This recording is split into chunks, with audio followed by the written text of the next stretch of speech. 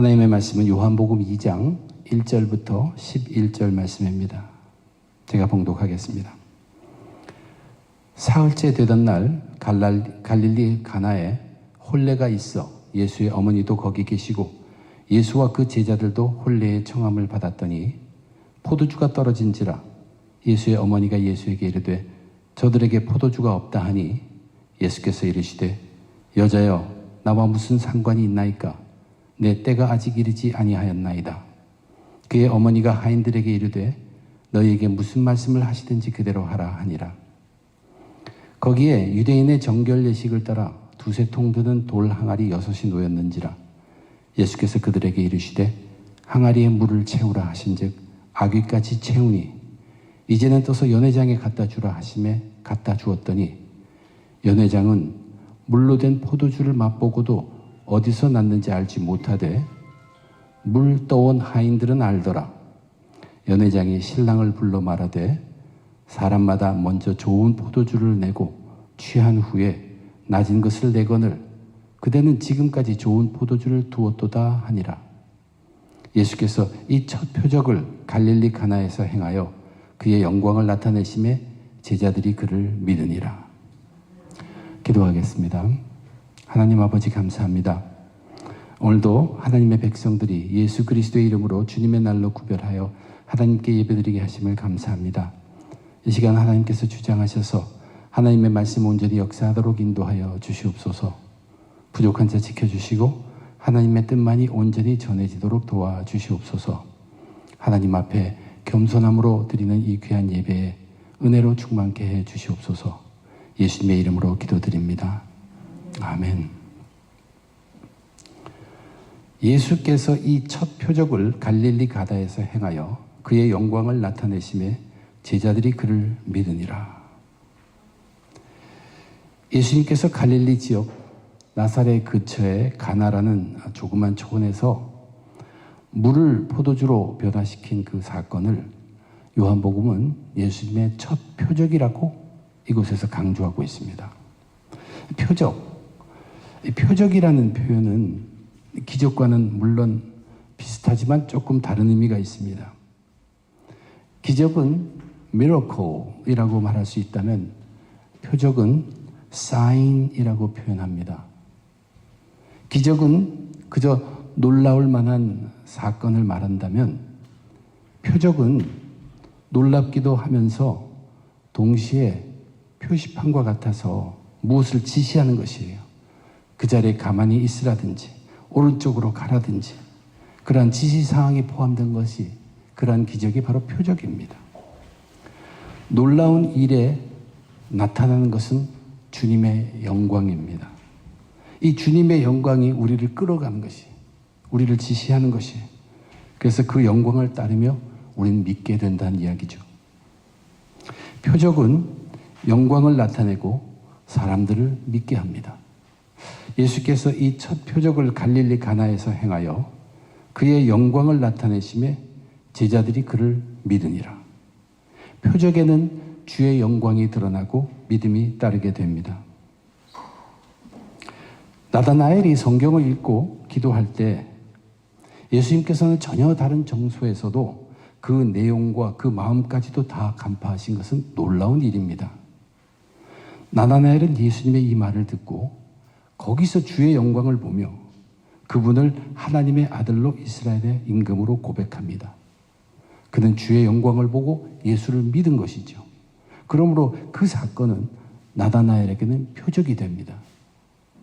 그런데 요한복음에서는 그 나다나엘과 예수 사이에 그 일이 있은 지 사흘 후에 예수님께서 가나에서 혼인잔치 때 베푼 기적을 첫 표적이라고 강조합니다. 왜 그 전 것은 그렇게 표적으로 말하지 않고 이것을 표적이라고 했을까? 그렇다고 이 복음서를 가만히 살펴보면 이것이 첫째 표적이고 이것이 둘째 표적하면서 계속 이야기가 나오지 않습니다. 군데군데 주님께서는 계속적으로 표적을 베푸십니다. 그러므로 여기 첫 표적이라는 말은 꼭 순서적으로 처음이라기보다는 이것은 대표적인 표적이라는 그런 의미가 있습니다. 상징적으로 모든 표적을 대표하는 그러한 표적이 될 수 있다는 것이에요. 예수님의 그 대표적인 표적, 이 표적을 우리가 바로 이해하면서 우리 모두도 이제 우리의 믿음을 바르게 정진하기를 바라는 마음 간절합니다. 나사렛이라는 동네 근처요, 가나라는 곳에 결혼식이 생겼는데 예수님의 가족과 가까운 사람들의 혼례였습니다. 그렇기 때문에 예수님도 초청되고 예수님의 제자들까지도 함께 초청을 받은 것입니다. 그리고 예수님의 어머니 마리아는 잔치상 준비도 도와주었어요. 그런데 거기 포도주가 떨어졌습니다. 포도주가 떨어지면 신랑 신부뿐 아니라 그 집안 사람들이 어려움을 당할 것이 염려되어서 예수님을 늘 주시해오던 어머니 마리아가 자기 아들 예수에게 한 가닥 희망을 겁니다. 그때쯤에 예수님께서는 제자들도 모으고 그렇게 하는 것으로 보아서 한번 예수님께 가서 말해 보아야겠다고 한 것이에요.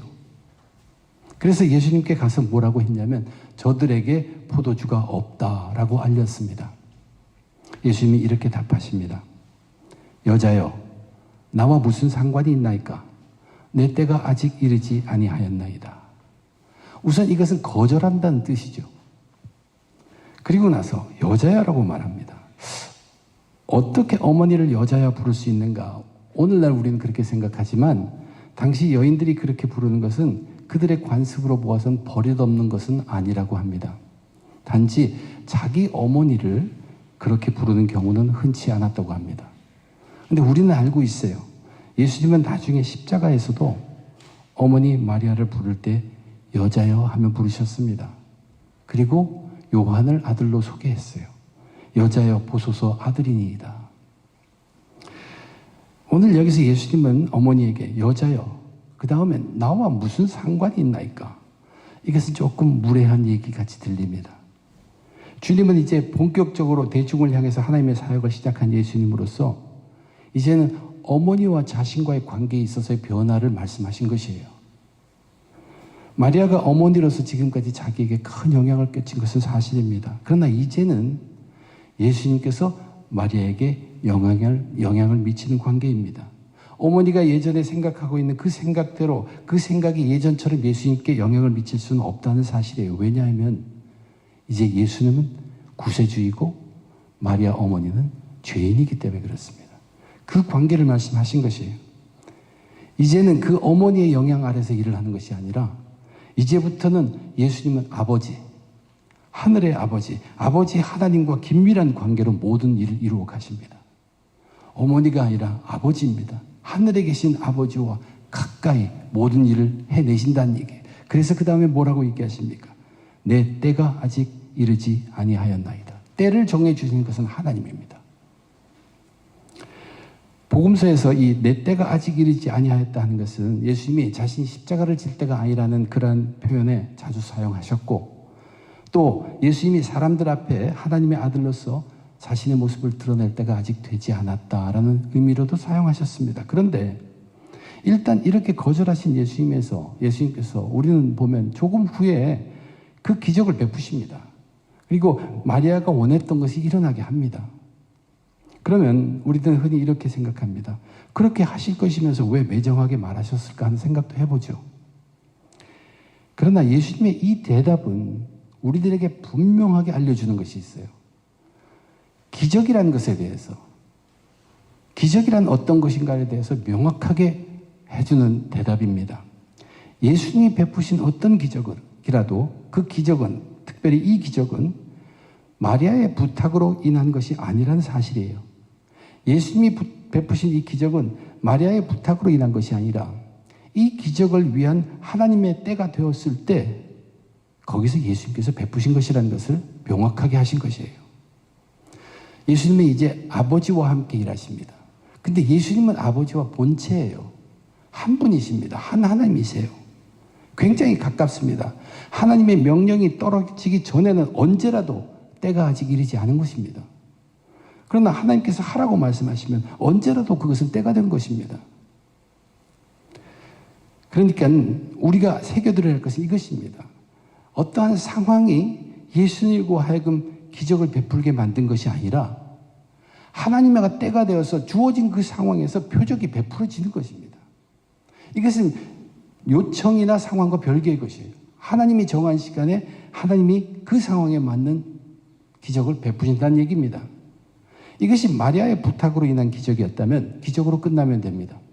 사람들은 놀라고 또 사람들은 즐겁고 신랑 신부가 무한당하지 않고 그러면 끝입니다. 그러나 이 기적은 놀라고 즐기고 그냥 다행이라고 하는 것이 목적이 아니라 그 기적을 통해서 주님의 영광을 드러내야 합니다.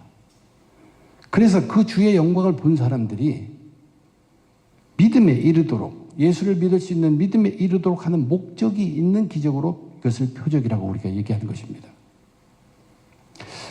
나사로가 병들어 죽어간다는 얘기를 예수님이 듣죠. 근데 주님은 당장 떠나지 않아요. 기다리십니다. 시간을 더 지체하십니다. 사실 나사로가 죽은 것을 아시고 이제 떠나기 시작합니다. 그때 이렇게 말해요. 내가 거기에 있지 아니한 것을 너희를 위하여 기뻐하노니 이는 너희로 믿게 하려 함이니라. 그러나 그에게로 가자. 이제 그래서 출발을 해요. 나사로의 무덤 앞에 오신 주님이 어떻게 하셨습니까? 성경에 보면 예수님께서 눈물을 흘리시더라. 이 예수님의 완전한 인간으로서의 그 인성, 감성의 풍부하심을 정말 거기처럼 잘 표현한 곳이 없습니다. 그리고 이제 죽은 나사로를 말씀으로 살리기 전에 하나님께 기도를 합니다. 근데 하나님께 기도하는 것을 사람들이 들으라고 하십니다. 이 기적이 어떻게 베풀어질 것을 면접 교육을 시킨 것이에요. 하나님의 영광을 드러내서 사람들로 그 영광을 보고 예수님을 하나님께서 보내신 분으로 믿게 하려는 그 믿음에 이르게 하는 목적이 분명한 표적으로 베푸신다라는 설명을 하신 것입니다. 그리고 나사로야 나오라 하고 명하십니다. 왜 그렇게 하셨습니까?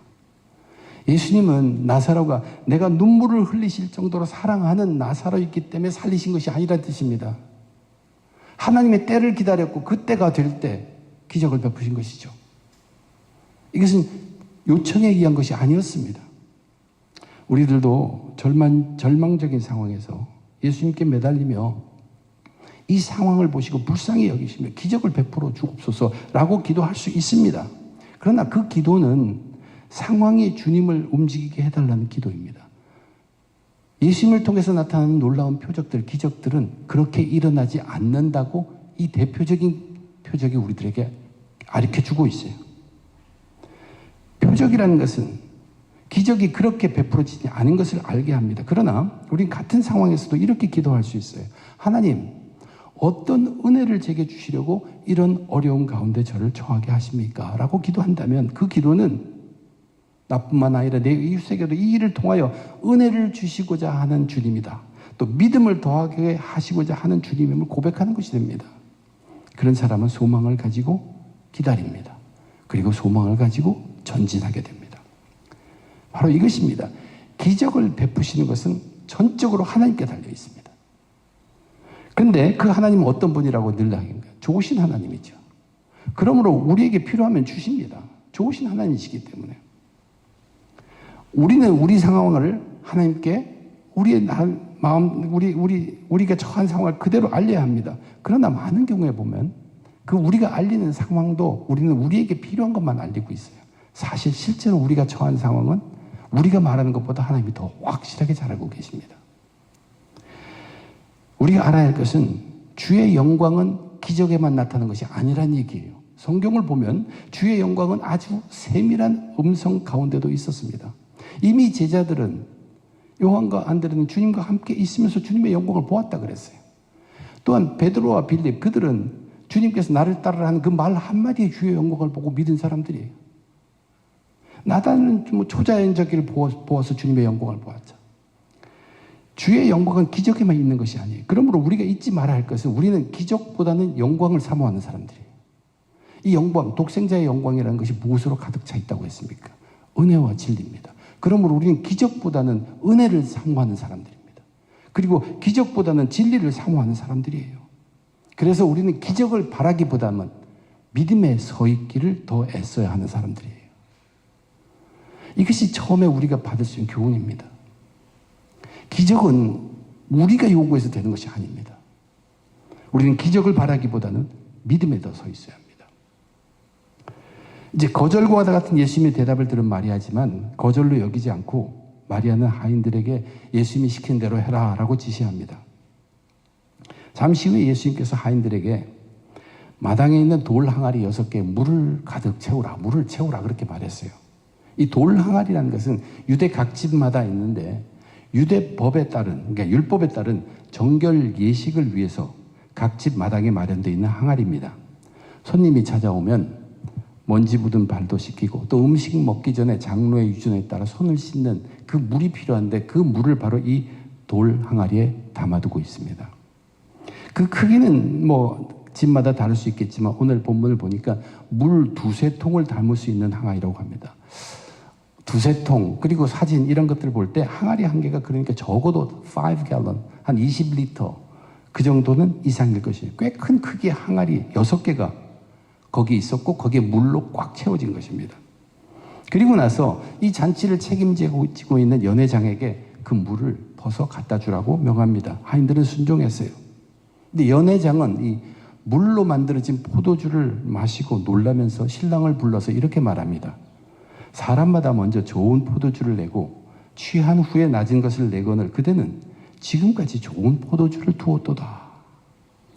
물을 항아리에 부었는데 항아리에 있는 그 물, 그것을 맛을 보니까 아주 좋은 포도주더라는 것이에요. 물이 포도주로 변한 것입니다. 그것도 보통 포도주가 아니라 고급 포도주입니다. 그렇다면 그 잔치집에는 지금 6개의 돌 항아리에 가득 찬 고급 포도주가 있게 된 셈이에요. 어떤 결혼식에도 이만큼 많은 또 좋은 품질의 포도주를 갖춘 잔치가 없을 것입니다.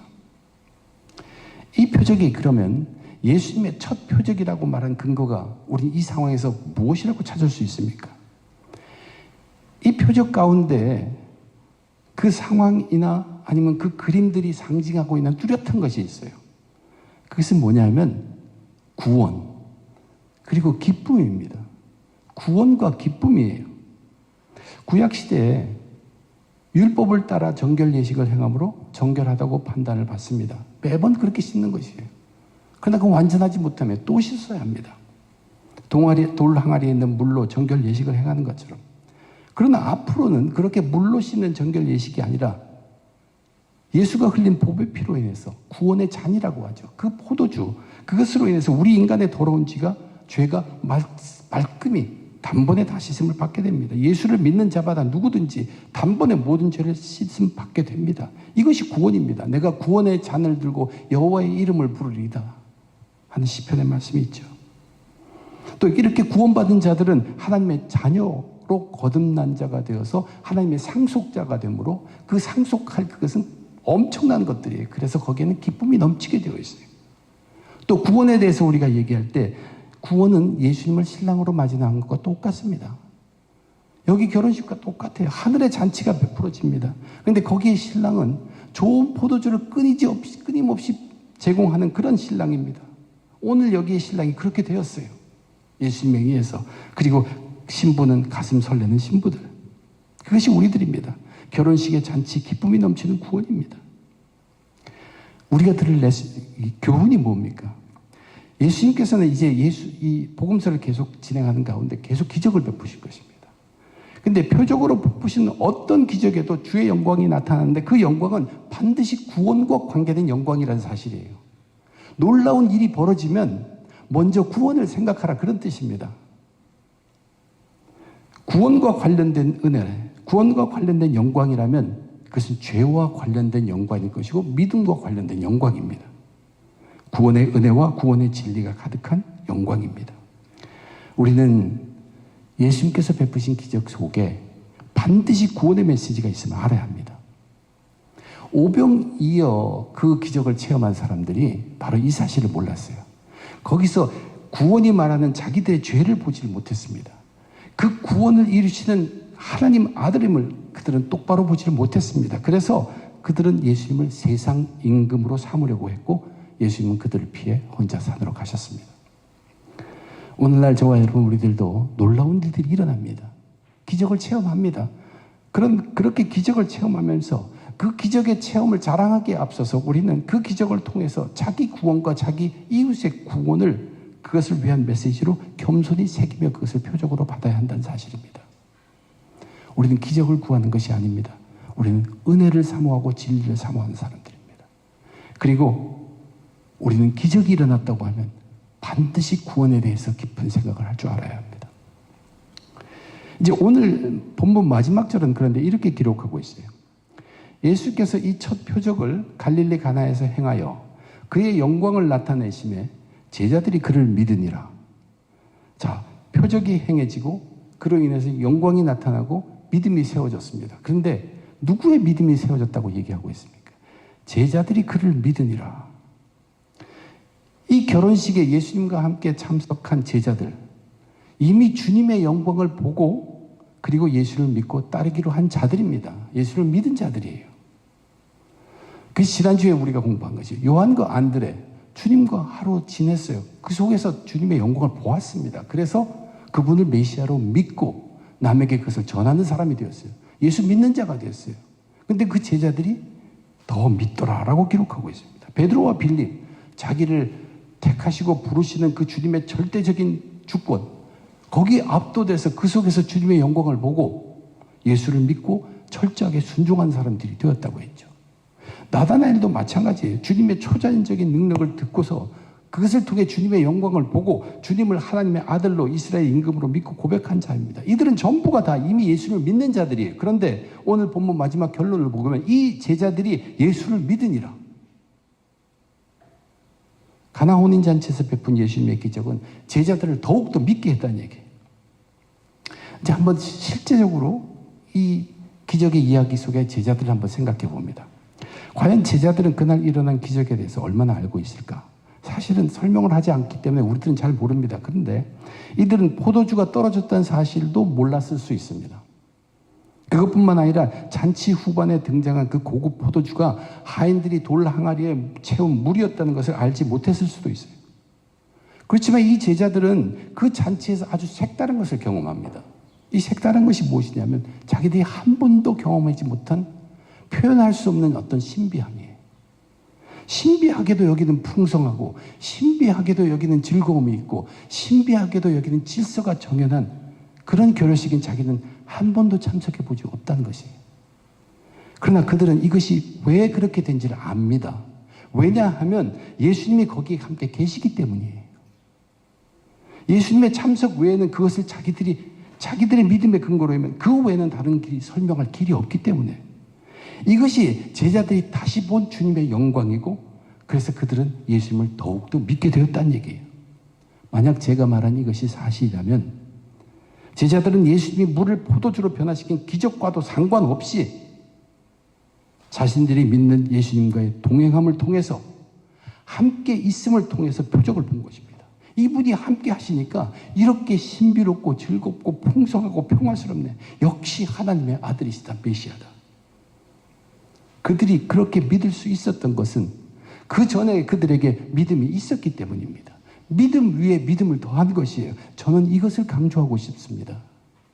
그들은 믿음이 있었기에 또 하나님이 주시는 놀라운 표적을 받고 믿음 위에 믿음을 더할 수 있었다는 얘기예요. 사실 기적을 직접 체험한 사람들은 누구일까요? 그 집 하인들일 것입니다. 자기들은 분명히 돌 항아리에 물을 부었고 그 물을 퍼다가 갖다 주었는데 이것이 아주 좋은 포도주가 되었던 것을 목격한 사람들이에요.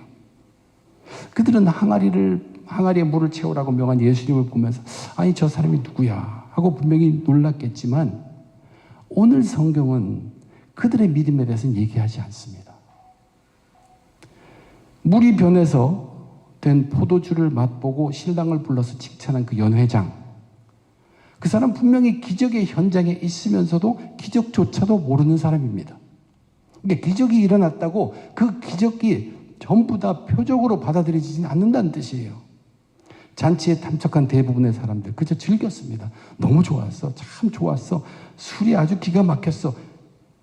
그러나 이 기적을 통해서 하나님이 방향을 제시하는 그 표적으로서는 알리려고 하는 그 사실을 알려고 하지도 않습니다. 어머니 마리아는 어땠을까? 분명히 다시 확인했을 것이에요. 그러나 이번에는 예수님을 자기 자식으로서가 아니라 오래전에 예수님을 잉태했을 때 그때 천사가 했던 말, 그것을 기억해보면 예수님을 새롭게 생각했을 것입니다. 그러나 그 무엇보다도 중요한 것은 이 기적의 현장에서 기적보다는 또한 하나님이 주시는 주의 영광을 보고 표적을 새긴 제자들이 믿음을 굳게 세우는 주인공이 되었다는 사실입니다. 믿음이 있는 사람들은 기적 속에서 계속 표적을 봅니다. 제가 강조하고 싶은 것은 믿음은 한 번만으로 끝나는 것이 절대 아닙니다. 믿음은 계속 다져가야 합니다. 세상 것들은 처음에는 고급스럽다가 계속되면 실증이 나게 되지만 우리가 누리는 은혜와 진리라는 것은 충만하면 충만할수록 은혜 위에 은혜로 되고 변함없는 진리로 계속 임하게 된다는 것이에요. 한 번 믿으면 되지가 결코 아니란 얘기예요. 말씀이 육신이 되어 우리 가운데 거하시며 우리가 그의 영광을 보니 아버지 독생자의 영광이여 은혜와 진리가 충만하더라. 우리가 다 그의 충만한 데서 받으니 은혜 위에 은혜더라. 은혜는 은혜 위에 은혜로, 진리는 변치 않는 영원한 진리로 계속 우리에게 다가온다는 얘기입니다. 요한복음을 기록한, 이 복음서를 기록한 그 취지, 목적, 그 책 뒤에 이렇게 써 있다고 제가 일전에 말씀드렸습니다. 예수님께서 제자들 앞에서 이 책에 기록되지 아니한 다른 표적도 많이 행하였으나 오직 이것을 기록하면 너희로 예수께서 하나님의 아들 그리스도이심을 믿게 하려 하며 또 너희로 믿고 그 이름을 힘입어 생명을 얻게 하려 합니다. 여기에 너희라고 얘기했습니다. 모든 사람이라고 얘기하지 않습니다. 너희라고 얘기하면 이 너희가 누굽니까? 바로 제자들이었습니다. 믿는 사람들로 믿게 하고 믿는 사람들로 그 믿음을 통해 다시 생명을 얻게 하기 위함이라고 분명히 기록하고 있습니다. 근데 제자들은 이미 예수를 믿는 사람들, 그런 그들에게 성경이 이렇게 말씀하시는 건 계속 믿으라는 명령입니다. 우리는 계속 믿어야 합니다. 목사가 되었다고 자기 믿음을 중지하는 것이 아닙니다. 계속 믿어야 예수 이름을 부르면서 살아있게 됩니다. 예수 이름을 힘입어 생명을 얻는 것입니다. 첫째, 어머니가 아니라 아버지라고 그랬죠. 어머니에게 극진히 효도했던 예수님은 어머님 말씀 따라 기적을 베푸신 거 아니냐. 이제 하늘에 계신 아버지와 정말로 가까이 일을 하십니다. 오직 때가 되었을 때 하나님 아버지의 뜻에 따라 그 상황에 필요한 표적을 베푸신 것입니다. 우리 그리스도인들은 기적을 바라는 사람들이 아닙니다. 우리는 주의 영광을 사모하여 은혜와 진리를 사모하는 자들입니다. 둘째, 물이 아닌 포도주라 했습니다. 이렇게 은혜와 진리를 사모하는 자들에게도 때로는 기적과 같은 놀라운 일이 일어나기도 합니다. 그러나 그럴 때마다 반드시 우리는 그 기적 속에 담긴 구원의 메시지를 깨달을 수 있어야 합니다. 구원의 메시지입니다. 이 세상의 허망한 내 편안함이 아니라 구원의 메시지입니다. 하나님이 놀라운 일을 베푸실 때는 그 가운데는 구원의 메시지가 반드시 있다는 사실을 우리 그리스도인들이 잊지 말아야 합니다. 구원의 메시지가 있다는 것은 내 죄를 돌아보라는 것이고 믿음을 세우라는 것입니다. 죄와 믿음의 문제, 그것을 해결한 것이 구원입니다. 세 번째, 기적이 아닌 표적. 그리고 그렇게 믿음을 쉬지 않고 계속 정진할 때 우리는 기적의 유혹에 빠지지 않아. 기적이 왔으면 좋겠다는 그런 유혹에 빠지지 아니하고 흘러가는 그 삶 속에서 우리는 표적을 보게 된다는 얘기예요. 그렇게 해서 한층 더 굳건한 믿음 위에 서게 된다는 사실입니다. 여러분, 저와 여러분 은혜와 진리를 사모하시기 바랍니다. 또한 구원의 감격을 늦추지 마세요. 새벽 기도할 때마다 저는 항상 구원. 그날 하루도 구원의 감격을 세우고, 구원의 감격을 세운다는 것은 자기를 정말로 겸손한 자로 만들고 오래 참는 자로 만듭니다. 죄를 생각하지 않을 수가 없기 때문에, 그리고 믿음만을 생각하기 때문에 죄를 생각해 겸손해지고 믿음을 생각하면서 오래 참을 수 있다는 얘기입니다. 우리는 구원의 감격을 늦추면 안 됩니다. 그리고 믿음에 계속 정진해야 합니다. 이것은 계속 푸시하는 것이에요. 믿음으로. 그래야만 하나님의 원하신 대로 믿음 위에 세워져서 하나님이 이끄시는 그 표적의 방향대로 우리는 갈 수 있기 때문입니다. 은혜와 진리를 사모하며 구원의 감격을 늦추지 않고 계속 믿음에 정진해서 끝까지 승리한 저와 여러분 되시길 주님의 이름으로 축원드립니다. 기도하겠습니다. 하나님, 주님의 은혜 감사합니다. 저희를 구원해 주신 은혜 감사합니다. 부족한 믿음에라도 서 있는 우리를 허락하심에 감사드립니다. 하나님, 헛된 것 취하지 않게 도와주시옵소서. 헛된 것 구하지 않게 도와주시옵소서. 모든 핑계를 하나님께 돌리지 않게 도와주시옵소서. 하나님, 기적을 사모하기보다는 주의 영광을 보아서 어떤 경우라도 주의 영광을 볼 수 있어서 은혜와 진리를 사모하는 하나님의 백성들 되기 원합니다. 또한 구원받음이 얼마나 귀하고 감사한 것인지를 잊지 않고 구원의 감격에 젖어 살 수 있도록 도와주시옵소서. 한 번 믿었다고 쉬는 것이 아니라 계속해서 손 붙들고 이웃과 함께 믿음의 길을 정진하는 주의 백성들 다 되게, 그래서 주님이 원하시는 것을 보여주시, 그것 나로 살아들어서 하나님의 뜻을 이루어드리는 주의 백성들 다 삼아 주시옵소서. 이 모든 것 감사하며 우리 주님 예수님 이름으로 간절히 기도드립니다.